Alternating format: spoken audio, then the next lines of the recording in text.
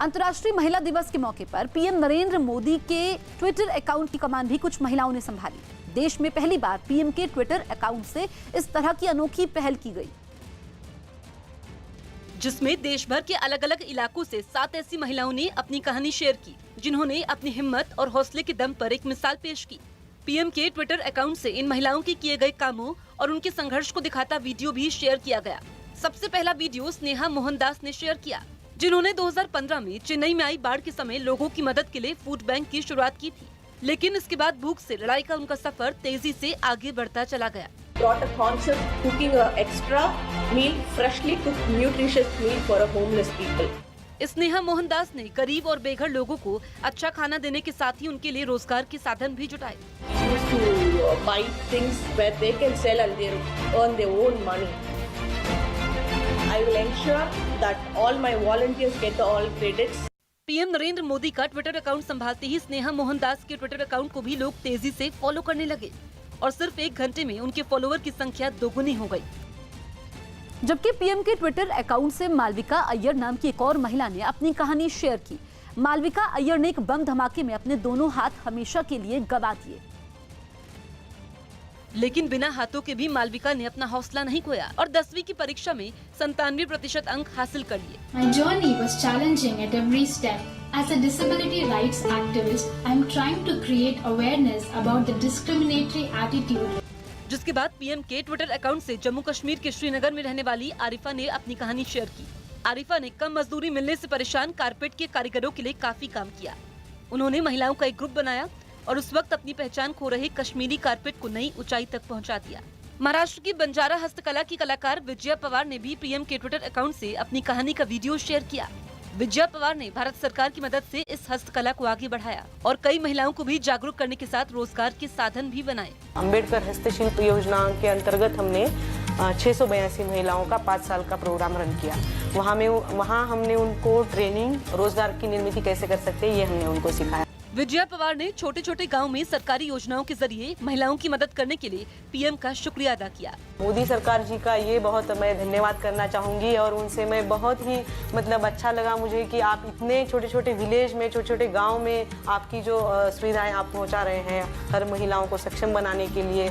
इसके अलावा चंदा इकट्ठा कर गरीब लोगों की बस्तियों में शौचालय बनवाने वाली कानपुर की कलावती देवी और एक कमरे से मशरूम की खेती शुरू कर कई महिलाओं के लिए रोजगार का साधन शुरू करने वाली मुंगेर की वीणा देवी ने भी अपनी कहानी पीएम के ट्विटर अकाउंट के जरिए शेयर की।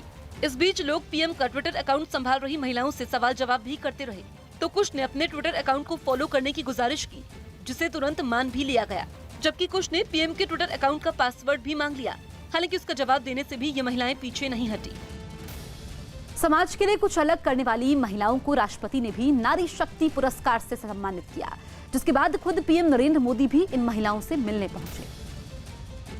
जहां पीएम से बात करते हुए इन महिलाओं ने अपनी कामयाबी के सफर में आई मुश्किलों के बारे में बताया।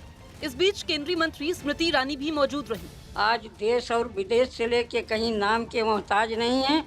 आज जो रहा बचा था वो भी महोदय के दरवाजे पर पूरा हो गया। पीएम नरेंद्र मोदी ने भी इन सभी महिलाओं की काम की सराहना की और उन्हें बधाई दी।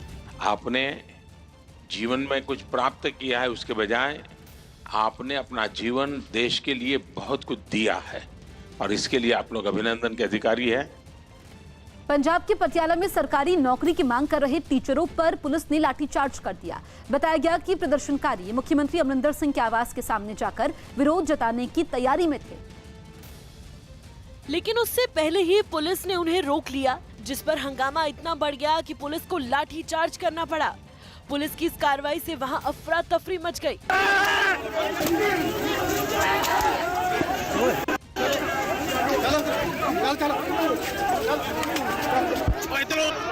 इस लाठीचार्ज के बावजूद प्रदर्शनकारी वहां से नहीं हटे और पुलिस वालों से ही भिड़ गए। उन्होंने पुलिस के साथ धक्का मुक्की भी की। वहीं कुछ महिला प्रदर्शनकारी जमीन पर बैठ गईं और सरकार के खिलाफ नारे लगाने लगी। पुलिस की लाठियों से कई टीचरों को चोटें आईं, जिस पर वो और भड़क गए। इस हंगामे को शांत कराने के लिए पुलिस ने कई प्रदर्शनकारियों को हिरासत में लिया। बताया गया कि सैकड़ों टीचर पिछले कई महीनों से सरकारी नौकरी की मांग पर प्रदर्शन कर रहे हैं। देश में करीब 83% ट्रक ड्राइवर हर साल रिश्वत देने के लिए मजबूर होते हैं। ये दावा सेव लाइफ फाउंडेशन नाम के एक एनजीओ की रिपोर्ट में किया गया, जिसे कुछ दिन पहले केंद्रीय मंत्री जनरल वीके सिंह ने जारी किया, जिसमें बताया गया है कि देश भर के ट्रक ड्राइवरों को साल भर में करीब 48,000 करोड़ रुपए घूस के रूप में देने पड़ते हैं। ये रिपोर्ट दिल्ली, मुंबई समेत देश के 10 बड़े शहरों में 1200 से ज्यादा ट्रक ड्राइवरों और 100 से ज्यादा ट्रांसपोर्टरों से बातचीत पर आधारित होने का दावा किया गया, जिन्होंने माना कि उन्हें करीब 40% मामलों में बिना किसी वजह के भी रिश्वत देने के लिए मजबूर होना पड़ता है। हालांकि रिपोर्ट में यह दावा किया गया कि 2005 की तुलना में अब ट्रक ड्राइवरों से घूस वसूलने के मामलों में कमी आई है और अब ट्रक ड्राइवरों को औसतन प्रति किलोमीटर 53 पैसे की रिश्वत देनी पड़ती, जबकि 2006-2007 में उन्हें प्रति किलोमीटर 70 पैसे की दर से घूस देनी पड़ती। आंध्र प्रदेश के विशाखापट्टनम में कबाड़ की एक दुकान में भीषण आग लग गई। यह हादसा जिस जगह हुआ उसके आसपास कई और इमारतें और दुकानें भी थी, जिनके बीच इस दुकान से अचानक आग की लपटें उठने लगी, जो तेजी से पूरे दुकान में फैल गई। आग की ये तस्वीरें डराने वाली थीं, क्योंकि उन्हें देखकर ऐसा लग रहा था मानो जंगल में आग लगी हो। लोगों ने तुरंत इसकी खबर दमकल विभाग को दी और इससे पहले ही ये आग दूसरी दुकानों और इमारतों में फैलती, दमकल के कर्मचारी उसे बुझाने में जुट गए। इसके लिए उन्हें कड़ी मशक्कत भी करनी पड़ी, लेकिन जब तक वो आग को बुझा पाते, दुकान जलकर राख हो चुकी थी। बोकारो में एक महिला ने अपने ससुराल वालों पर परेशान करने का आरोप लगाया। झारखंड के बोकारो में एक महिला ने ससुराल के बाहर जमकर हंगामा किया और ससुराल वालों पर घर से निकाल देने का आरोप लगाया। हम अपना सबको लेके घर में बातचीत करके इसका शॉर्ट आउट करने के लिए आए थे, लेकिन ये लोग गेट नहीं खोल रहे थे। कांग्रेस नेता हरीश रावत ने सीएए का विरोध करने वाले प्रदर्शनकारियों के पोस्टर लगाए जाने पर योगी सरकार पर सवाल उठाए। हमारा संविधान जो कुछ कहता है उसके विपरीत आप कैसे आचरण कर सकते हैं? राजस्थान के अलवर में चोरी के आरोप में भीड़ ने 3 महिलाओं को पकड़ लिया। उनके साथ बीच सड़क पर मारपीट की, जिसका वीडियो वायरल हो गया। बिहार के हाजीपुर में कुछ लोगों ने कोरोना वायरस से निजात पाने के लिए हवन किया। इन लोगों ने दावा किया कि इस तरह के हवन से कोरोना वायरस का खतरा कम हो जाएगा। केंद्रीय मंत्री रविशंकर प्रसाद ने यस बैंक की खराब हालत के लिए पूर्व की कांग्रेस सरकार को जिम्मेदार माना। जिन लोन के कारण यस बैंक की हालत डामाडोल हुई है, वो लोन कब दिया गया था? जब मनमोहन सिंह थे प्रधानमंत्री और श्रीमान वित्त मंत्री चिदम्बरम साहब थे। कांग्रेस नेता अधीर रंजन चौधरी ने अंतर्राष्ट्रीय महिला दिवस के दिन पीएम मोदी से महिला आरक्षण कानून पास करने की मांग की। पाकिस्तान की राजधानी में इस्लामाबाद में अंतर्राष्ट्रीय महिला दिवस के मौके पर औरत आजादी मार्च पर कट्टरपंथियों ने हमला कर दिया। पाकिस्तान के कट्टरपंथियों ने बीते कुछ दिन से जुल्म के विरोध में आवाज उठा रही इन महिलाओं के खिलाफ मोर्चा खोला हुआ था। और जब ये महिलाएं इस्लामाबाद की सड़कों पर उतरी तो उन पर कट्टरपंथियों ने पथराव कर दिया, जिससे वहां अफरा तफरी मच गई। जिसके बाद घटना वाली जगह पर पहुंची पुलिस ने हालात को काबू में करने की कोशिश शुरू कर दी। इस बीच कुछ टीवी चैनल वाले भी वहां थे जो इस मार्च को कवर करने पहुंचे थे। लिबरल पार्टी थी, उन्होंने जो यहाँ पे मार्च का इंतजाम किया था और जब ही जो ही ये मार्च ने डी चौक की तरफ बढ़ने का फैसला किया तो उसी साइड से लोगों ने पथराव शुरू किया। पथराव के बाद महिलाओं के अधिकार के लिए सड़कों पर उतरे लोगों का गुस्सा और भड़क गया और लोगों ने नारेबाजी शुरू कर दी। नहीं चलेगी, नहीं चलेगी, नहीं चलेगी। महिलाओं पर हुए हमले पर पाकिस्तान की समाजसेवी नाइला इनायत ने भी ट्वीट कर नाराजगी जाहिर की। औरत आजादी मार्च से जुड़े लोगों ने महिलाओं पर पथराव करने वाले लोगों के खिलाफ कार्रवाई की मांग की। पाकिस्तान अपनी हरकतों से बाज नहीं आ रहा है और उसने एक बार फिर भारत में आतंकियों की घुसपैठ की साजिश रची। जानकारी के मुताबिक पाकिस्तान बर्फबारी की वजह से तबाह हो चुके लॉन्च पैड को फिर से ठीक करवाने में जुटा। साथ ही आतंकियों के रुकने के लिए बनाए गए बंकरों को भी दुरुस्त किया जा रहा है, क्योंकि पाकिस्तान एक बार फिर भारत में आतंकियों की घुसपैठ करवाने की तैयारी में है। और इसके लिए पाकिस्तान के कब्जे वाले कश्मीर के रावलाकोट में एक बैठक भी हुई, जिसमें पाकिस्तान की सेना और वहां की खुफिया एजेंसी ISI के बड़े अधिकारियों समेत कई आतंकी भी शामिल हुए।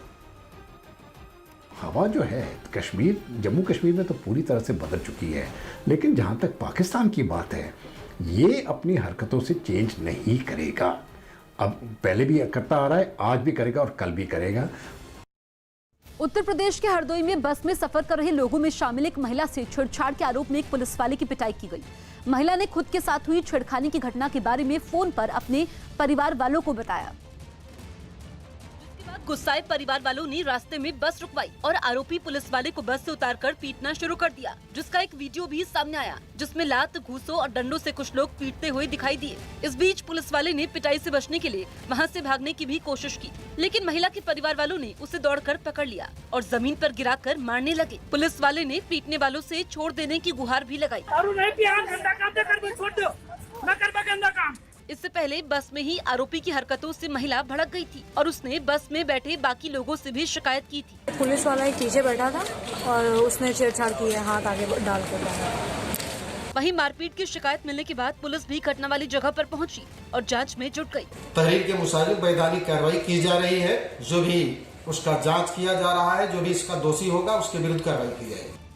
हरदोई में छेड़छाड़ के आरोप में कुछ लोगों ने पुलिस वाले की पिटाई कर दी। यूपी के हरदोई में छेड़खानी के आरोप में कुछ लोगों ने पुलिस वाले की पिटाई की, जिसका वीडियो वायरल हो गया। पंजाब के पटियाला में लाठीचार्ज के विरोध में कुछ टीचरों ने नहर में छलांग लगा दी, जिसके बाद गोताखोरों ने नहर में कूदकर उनकी जान बचाई। हिमाचल प्रदेश के कुल्लू में सड़क पर यात्रियों से भरी एक बस में अचानक आग लग गई और देखते ही देखते बस आग की गोली में तब्दील हो गई। गनीमत रही कि वक्त पर सभी यात्री बस से बाहर निकल आए, जिससे बड़ा हादसा होने से बच गया। कांग्रेस नेता अधीर रंजन चौधरी ने मुख्य सतर्कता आयुक्त और सतर्कता आयोग की नियुक्ति पर सवाल उठाते हुए पीएम को खत लिखा और इस पर फिर से विचार करने की मांग की। दिल्ली के पास ग्रेटर नोएडा में एम्बुलेंस में शराब की तस्करी करने वाले गिरोह का पुलिस ने पर्दाफाश किया। छत्तीसगढ़ के सुकमा की रहने वाली एक महिला नक्सली ने ओडिशा की मलकानगिरी पुलिस के सामने आत्मसमर्पण कर दिया। बताया गया कि इस महिला नक्सली के ऊपर 4 लाख रुपए का इनाम था। कोलकाता में टीएमसी की महिला कार्यकर्ताओं ने सीएए, एनआरसी और एनपीआर के विरोध में अनोखा प्रदर्शन किया। इस प्रदर्शन की अगुवाई राज्य की महिला विकास मंत्री ने की,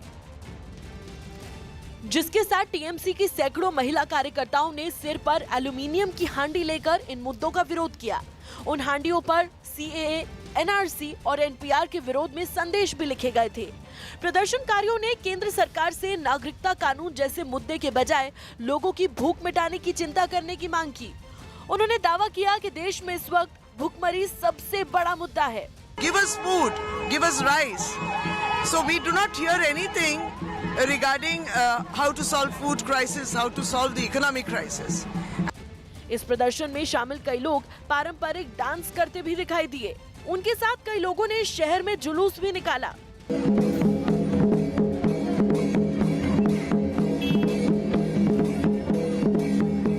वहीं सबसे आगे चल रही कुछ महिलाओं ने एक बड़े बैनर के जरिए भी अपना विरोध जताया। आम आदमी पार्टी के विधायक अमानतुल्लाह खान ने एक बार फिर दिल्ली हिंसा के आरोपी ताहिर हुसैन का बचाव किया और दंगाई के बारे में सवाल भी पूछा। इस दंगे को एक रुख दिया जा रहा है कि जैसे ये पूरा दंगा ताहिर हुसैन ने कराया हो, वो उसने किसी को पत्थर मारा हो, ऐसा कोई फुटेज नहीं आया। उसने किसी को जो है वो बम मारा हो या उसका पेट्रोल बम मारा हो, उसका कोई सीसीटीवी नहीं है। वो पंजाब नेशनल बैंक घोटाले के आरोपी नीरव मोदी के घर से जब्त सामान करीब 51 करोड़ रुपए में नीलाम हुआ। ये रकम ईडी के अनुमान से ज्यादा है, क्योंकि नीरव मोदी के घर से जब्त पेंटिंग और मूर्तियां समेत महंगी घड़ियां, बैग और कार करीब 51 करोड़ रुपए में नीलाम हुए, जिनमें मशहूर पेंटर एमएफ हुसैन की painting Battle of Ganga and Jamuna Mahabharata 12 भी शामिल है। ये पेंटिंग 12 करोड़ रुपए में बिकी। इससे पहले एमएफ हुसैन की किसी भी पेंटिंग की इतनी ज्यादा बोली नहीं लगी थी। इसके अलावा अमृता शेरगिल की 1935 में बनाई गई oil painting boy with lemons की सबसे ज्यादा बोली लगी और वो 14 करोड़ रुपए में बिकी। वहीं नीरव मोदी की 2010 मॉडल की रोल्स रॉयस कार 1.5 करोड़ रुपए से ज्यादा में नीलाम हुई। राज्यसभा सीट को लेकर बिहार में कांग्रेस और आरजेडी आमने सामने आ गई। कांग्रेस चाहती है कि आरजेडी अपनी एक सीट कांग्रेस के लिए छोड़े, लेकिन इसके लिए आरजेडी तैयार नहीं है, जिसके बाद बिहार कांग्रेस के प्रभारी शक्ति सिंह गोहिल ने खुली चिट्ठी लिखकर लालू प्रसाद यादव की पार्टी आरजेडी को पुराना वादा याद दिलाया है। उन्होंने चिट्ठी में लिखा कि तेजस्वी यादव ने लोकसभा चुनाव के समय आरजेडी कोटे से एक सीट कांग्रेस को देने का वादा किया था। ऐसे में तेजस्वी यादव अपना वादा निभाए। 26 मार्च को होने वाले राज्यसभा चुनाव में बिहार की 5 सीटें हैं। बिहार विधानसभा की गणित के मुताबिक इनमें 3 सीटों पर जेडीयू बीजेपी गठबंधन और 2 पर आरजेडी की जीत तय है। टिकट के अनाउंसमेंट के समय स्वयं राष्ट्रीय जनता दल का नेतृत्व गठबंधन के सभी नेता की उपस्थिति में, हमारे प्रदेश कांग्रेस के अध्यक्ष की उपस्थिति में यह आधिकारिक तौर पर घोषणा की गई। जिसमें कहा गया था राष्ट्रीय जनता दल की तरफ से कि हम राज्यसभा के चुनाव में 1 सीट कांग्रेस को देंगे, तो उन्हें अपना वादा पूरा करना चाहिए। 2 सीट राज्यसभा का वो आरजेडी का है। पिछले दफ़ा उनको हमने 1 सीट दे दिया और बार बार हम राज्यसभा दें तो हमारी हैसियत क्या रहेगी। हम अपनी हैसियत को राज्यसभा बनाना चाहते हैं और चूँकि हमारा सहयोगी दल है, महागठबंधन का दल है, फिर आगे होगा हम देंगे। मोटर व्हीकल एक्ट में बदलाव के बाद देश के कई राज्यों में सड़क हादसों में गिरावट दर्ज की गई। केंद्रीय सड़क परिवहन मंत्री नितिन गडकरी ने संसद में जानकारी दी कि 1 सितंबर से 31 अक्टूबर 2019 के बीच 8 राज्यों में सड़क हादसों में 3,375 लोगों की मौत हुई, जबकि साल 2018 के इन्हीं 2 महीनों में सड़क दुर्घटनाओं में 3,729 लोगों की जान गई। मतलब यह कि भारी जुर्माने वाला मोटर व्हीकल एक्ट लागू होने के बाद 354 कम लोगों की मौत हुई। यूपी में सितंबर और अक्टूबर 2019 के दौरान 2018 की तुलना में 148 लोगों की जान कम गई।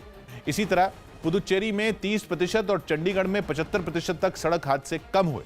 हालांकि इस दौरान छत्तीसगढ़ में सड़क हादसों में 4.1% का इजाफा हुआ। छत्तीसगढ़ में अवैध शराब की तस्करी के लिए राज्य के आबकारी मंत्री कवासी लखमा ने बीजेपी को जिम्मेदार माना। आरोप लगाया कि बीजेपी शासित राज्यों से अवैध शराब आ रही है। हरियाणा का दारू पकड़े, 2 दिन पहले हम लोग उत्तर प्रदेश का दारू पकड़े। ये भारतीय जनता पार्टी का साजिश हो सकता है। उन्हीं का राशि इतना दूर से दारू कैसे आ रहा है। कांग्रेस के आरोपों के बाद बीजेपी ने कवासी लखमा पर पलटवार किया। कांग्रेस पर बीजेपी को बदनाम करने का आरोप लगाया। अपने कृत्यों पे पर्दा डालने के लिए सरकार ने एक नायाब तरीका इजाद किया है। लगातार भारतीय जनता पार्टी को बदनाम करने की यहाँ पर साजिश हो रही है। असल बात यह है कि सरकार एक बड़ा सिंडिकेट बनाकर लगातार बाहर की शराब यहाँ पर खपाने की साजिश कर रही है। हरदोई में धमाके के बाद एक मकान की छत गिरी। यूपी के हरदोई में धमाके के बाद एक मकान गिर गया। जिस वक्त ये हादसा हुआ उस वक्त मकान का मालिक अपने परिवार के साथ सो रहा था। बताया गया कि इस हादसे में परिवार के लोग बाल बाल बच गए और अभी यह स्पष्ट नहीं हो पाया कि किन कारणों से गिरा है। न तो वहाँ पे कोई विस्फोटक सामग्री बरामद हुई, न तो कोई गैस सिलेंडर इत्यादि।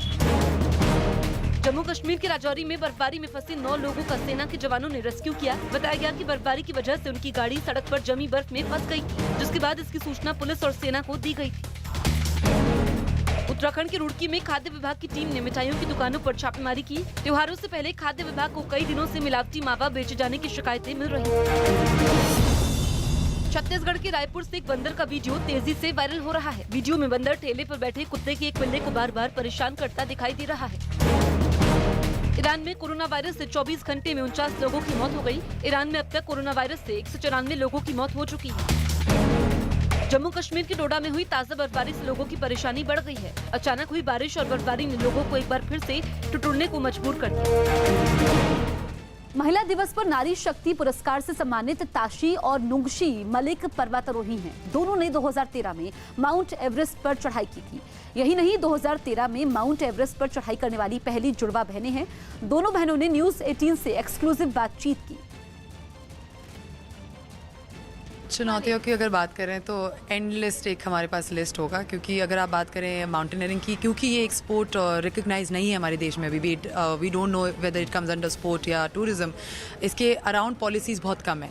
आज तक लोग ये बिलीव करते हैं कि ये जो स्पोर्ट है वो आर्म्ड फोर्सेस का है या सिक्योरिटी पर्सनल का है, और इसमें अगर लड़कियां कुछ करती हैं तो वो आप समझ सकते हैं कि कितना मुश्किल और कितना कठिन उनके लिए होता है। और हम क्योंकि खासतौर पे 2 बहनें हैं एक ही परिवार से, तो हमारे पिताजी के लिए फाइनेंशियली भी एक बहुत बड़ा पहाड़ था जो हमें चढ़ना पड़ा। फिज़िकली ऑल्सो हमारी ट्रेनिंग जो थी उसमें भी अगर आप बात करें तो हमारे इंडिया में अभी भी इतनी सारी फैसिलिटीज़ नहीं है जहाँ पे आप खुलेआम ट्रेनिंग कर सकते हैं। अपनी तरफ से you have to put in a lot of effort. और मैं कहूँगा कि ये सारे जितने भी आप चीज़ सोच सकते हैं, फिजिकल, फाइनेंशियल, बायोलॉजिकल, जितने भी चीज़ें हैं उसमें हर एक चीज़ में बहुत बहुत मुश्किल होता है। और हम अपने लाइफ के साथ खतरों के साथ हम लोग खेलते हैं हर समय। नारी शक्ति पुरस्कार से सम्मानित वीणा देवी ने अपनी कोशिश में मुंगेर के 105 गांव में मशरूम की खेती की अलग जगाई, जिसकी वजह से 1500 परिवारों के जीवन में सुधार हुआ है। यही नहीं, वीणा देवी डिजिटल प्रशिक्षण के काम में लगी हुई हैं। इन्हीं की बदौलत इस क्षेत्र की 700 महिलाओं ने मोबाइल इस्तेमाल करने का तरीका भी सीखा।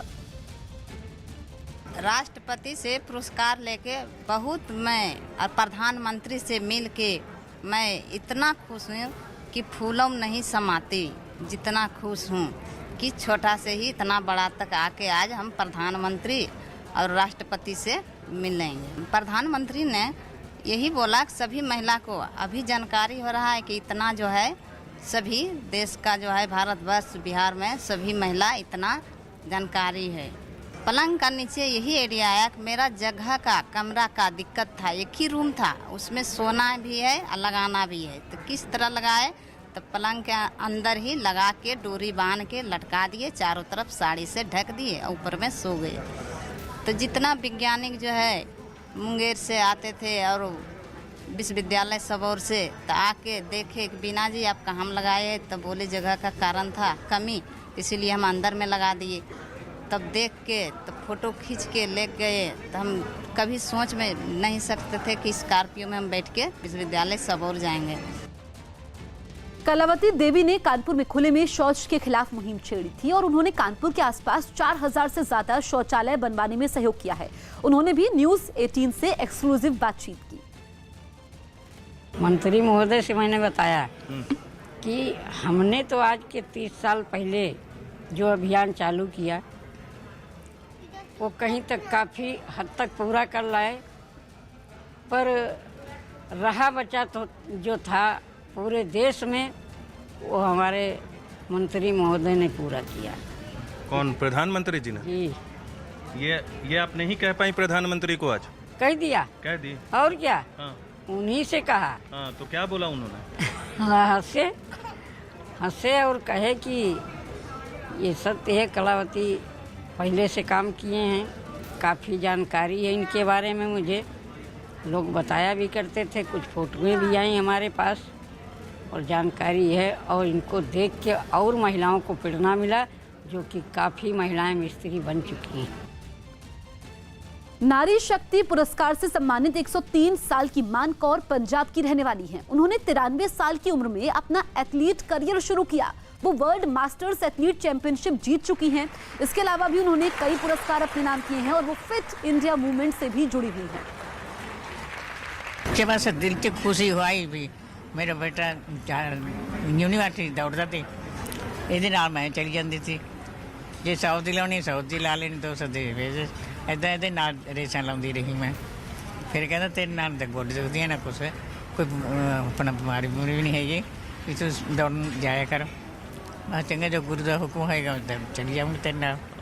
महाराज का हुक्म आया जा होया, बांह फट ली मेरी, जिथे जानी उत्थे अपना जित के आती थी, घोड़ा भी सिटना, नीजा भी सिटना, 100 की रेस लाने, 200 की लाने, 400 की लाने, 5 आती रही। बिहार के दरभंगा की रहने वाली पुष्पम प्रिया चौधरी नाम की एक लड़की ने ऐलान किया है कि वो इस साल होने वाले विधानसभा चुनाव में राज्य की मुख्यमंत्री पद की उम्मीदवार है। जेडीयू के पूर्व विधायक विनोद चौधरी की बेटी पुष्पम प्रिया ने बिहार के सभी अखबारों में पहले पेज पर एक विज्ञापन दिया है। उन्होंने खुद को सीएम पद का उम्मीदवार बताया है। यही नहीं, उन्होंने बिहार की जनता को एक पत्र भी लिखा है। पुष्पम प्रिया ने अपनी एक पार्टी बनाई है जिसका नाम उन्होंने प्लूरल्स रखा है। पुष्पम प्रिया के ट्विटर हैंडल के मुताबिक उन्होंने लंदन से अपनी पढ़ाई की है। बढ़ते हैं आगे। गुरुग्राम में प्रशासन ने छापेमारी कर मास्क और सैनिटाइजर बरामद किए। दिल्ली के पास गुरुग्राम में ड्रग्स कंट्रोल विभाग ने छापेमारी कर अवैध रूप से जमा किए गए मास्क और सैनिटाइजर बरामद किए। जम्मू कश्मीर की मुख्यमंत्री रही महबूबा मुफ्ती की पीपल्स डेमोक्रेटिक पार्टी के नेता रहे सैयद अल्ताफ बुखारी ने अपनी पार्टी नाम से नई पार्टी बना ली। यूपी की देवरिया पुलिस ने अवैध शराब से भरे एक ट्रक को पकड़ लिया। बताया गया कि ये शराब हरियाणा से बिहार ले जाई जा रही थी। जम्मू कश्मीर के पुंछ में सीजफायर तोड़ते हुए पाकिस्तान की सेना ने फायरिंग की। भारतीय सेना ने भी इस गोलीबारी का करारा जवाब दिया। इटली में कोरोना वायरस से एक ही दिन में 133 लोगों की मौत हो गई। इटली में अब तक कोरोना वायरस से 366 लोगों की मौत हो चुकी है। येस बैंक के पूर्व निदेशक राणा कपूर की बेटी देर रात ईडी दफ्तर पहुंची। 3 घंटे की पूछताछ के बाद ईडी ने उन्हें जाने दिया। हिमाचल प्रदेश के कुल्लू में एक निजी बस में अचानक आग लग गई। पल भर में ही पूरी बस जलकर राख हो गई। बस में आग लगने की वजह साफ नहीं हो पाई है। बताया गया कि जिस वक्त बस में आग लगी उसमें कुछ यात्री भी बैठे हुए थे जो बस में आग लगते ही उतर गए। बस में लगी आग इतनी भीषण थी कि उससे निकली आग की लपटें काफी दूर से दिखाई दी।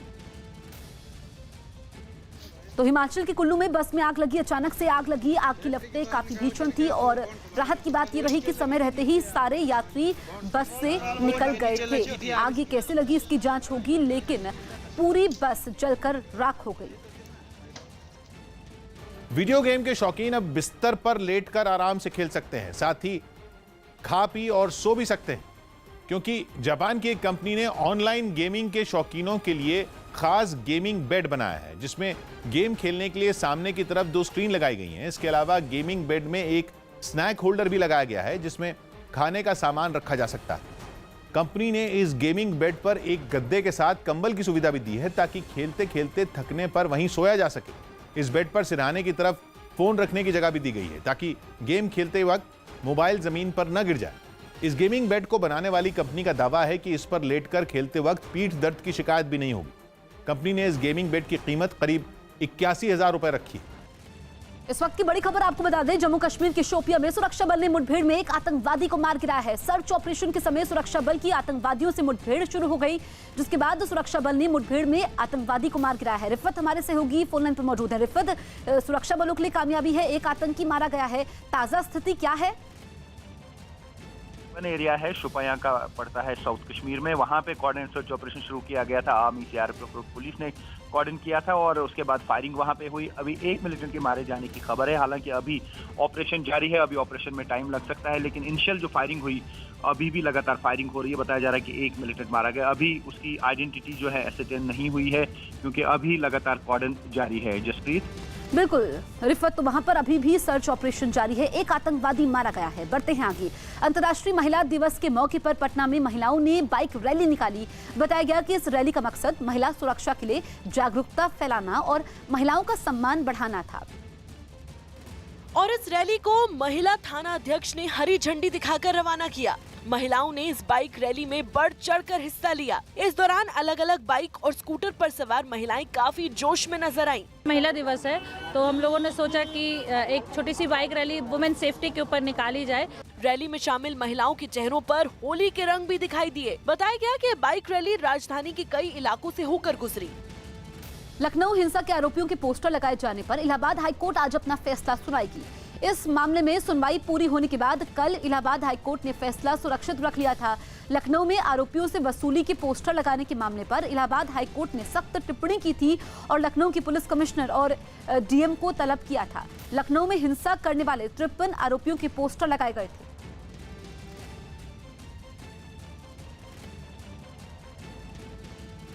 बड़ी खबर आपको बता दें, शेयर बाजार में आज भारी गिरावट देखी जा रही है और ये रिकॉर्ड गिरावट के साथ खुला है। सेंसेक्स 1000 अंक नीचे गिरा है, जबकि निफ्टी में भी 300 अंकों की गिरावट आई है।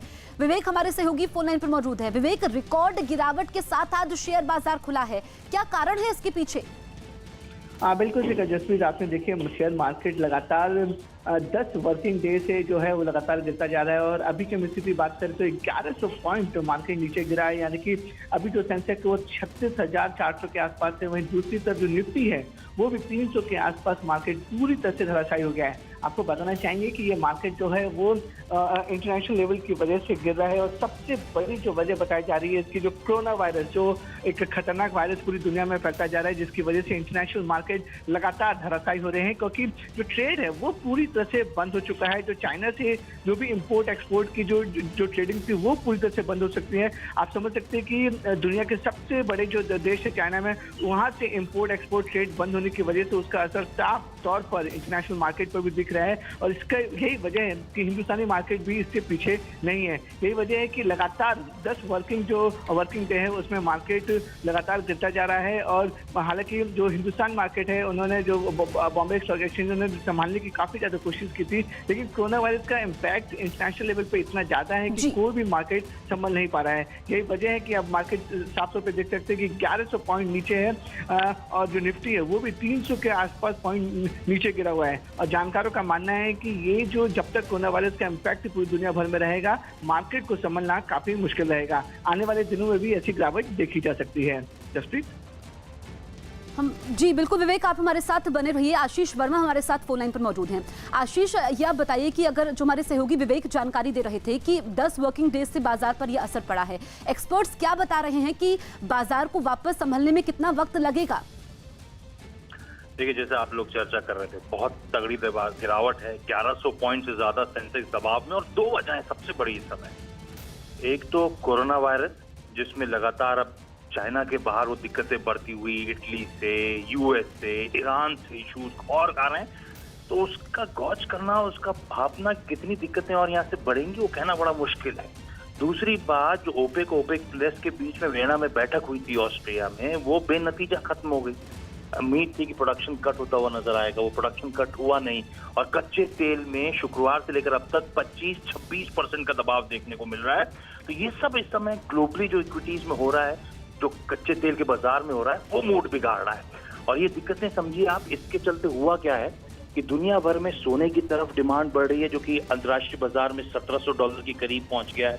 इस बीच यूएस में लोग बॉन्ड्स में हाथों हाथ खरीदारी कर रहे हैं, क्योंकि आमतौर पर उसे सेफ माना जाता है, और इसीलिए आप देखेंगे बॉन्ड यील्ड गिर रही हैं। तो सेफर एसेट की तरफ दुनिया भर मूव करता हुआ नजर आ रहा है। इसीलिए इस तरह का प्रेशर है, इस तरह की नर्वसनेस है, और हमारे साथ वो यस बैंक का वो बिल्कुल। तो आशीष बता रहे हैं कि कई कारण हैं इसके पीछे, जिस वजह से बाजार में रिकॉर्ड गिरावट दर्ज की गई है। बढ़ते हैं आगे। पंजाब के पटियाला में सरकारी नौकरी की मांग कर रहे टीचरों पर पुलिस ने लाठीचार्ज कर दिया। बताया गया कि प्रदर्शनकारी मुख्यमंत्री अमरिंदर सिंह के आवास के सामने जाकर विरोध जताने की तैयारी में थे,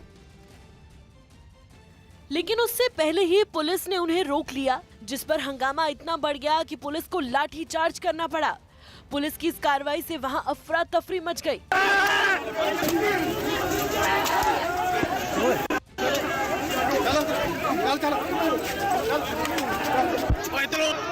इस लाठीचार्ज के बावजूद प्रदर्शनकारी वहां से नहीं हटे और पुलिस वालों से ही भिड़ गए।